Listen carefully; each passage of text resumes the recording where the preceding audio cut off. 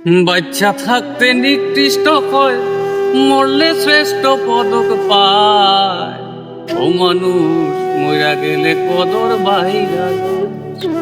ও মানুষ মইরা গেলে কদর বাইরা। সঙ্গীত শিল্পী ও গীতিকার পাগল হাসান, যার গানে ও সুরে ইতিমধ্যে বিশ্বব্যাপী সাড়া ফেলেছে। তবে পাগল হাসান বেঁচে থাকাকালীন তার গুণ কিংবা কদর না থাকলেও সেই দুঃখে তিনি লিখেছিলেন, বাচ্চা থাকতে নিকৃষ্ট কয়, মরলে শ্রেষ্ঠ পদক পায়। অমানুষ মইরা গেলে কদর বাইরা যায়। দিনটি ছিল 2024 সালের 18 এপ্রিল, বৃহস্পতিবার। সকাল 6টায় চাতক পৌর শহরের সুরমা সেতুর কাছে বাস ও অটোরিকশার মুখোমুখি সংঘর্ষে নিহত হন সঙ্গীত শিল্পী পাগল হাসান। তার মৃত্যুর সংবাদে আকাশ যেমন অঝোর বৃষ্টি ঝরছিল, ঠিক তেমনি শোকের ছায়া নেমে এসেছিল সাংস্কৃতিক অঙ্গন থেকে শুরু করে পুরো জেলায়। বিশেষ করে পাগল হাসানের মৃতদেহ যখন শেষবারের মতো জেলা শিল্পকলা প্রাঙ্গণে নিয়ে আসা হয়েছিল, তখন সর্বস্তরের মানুষ কান্নায় ভেঙে পড়েন আর কেবলই বলতে থাকেন, সাংস্কৃতিক অঙ্গনে এই শূন্যতা পূর্ণ হওয়ার নয়। মূলত পাগল হাসানের জীবন দশায় জীবন খাতা, আসমানে যাইও না রে বন্ধু, আমি এক পাপিষ্ট বান্দা, রেলগাড়ির ইঞ্জিন সহ অসংখ্য গান রচনা করেছেন তিনি। জনপ্রিয় ব্র্যান্ড দল লালনের জন্য 3টি গান লিখেছিলেন এই পাগল হাসান। ব্যান্ডের রুহানি, পাগলাগুড়া আর পাগল চিনেনা গানেরও গীতিকার তিনি।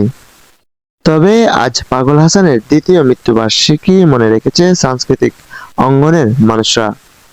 তারা বলেন, আমরা যে পাগল হাসান ভাই আসলা, এটা আসলে যে রত্ন আমরা হারাইছি, এটা আসলে বলে বোঝাতে পারবো না। আমাদের গর্বের ধন।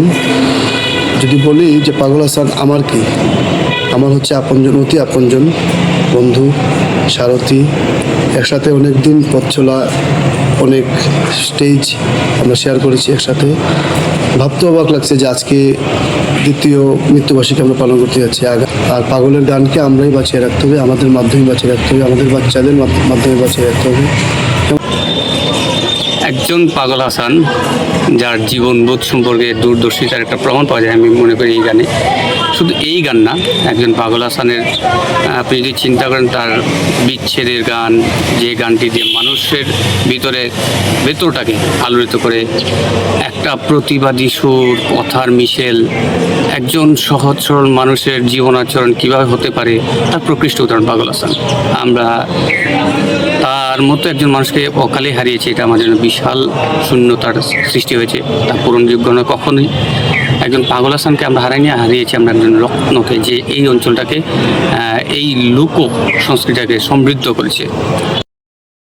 পাগল হাসান বেঁচে থাকবে গানের মাধ্যমে মানুষের হৃদয়ে। লিপসান আহমেদ, FTV ডেস্ক রিপোর্ট।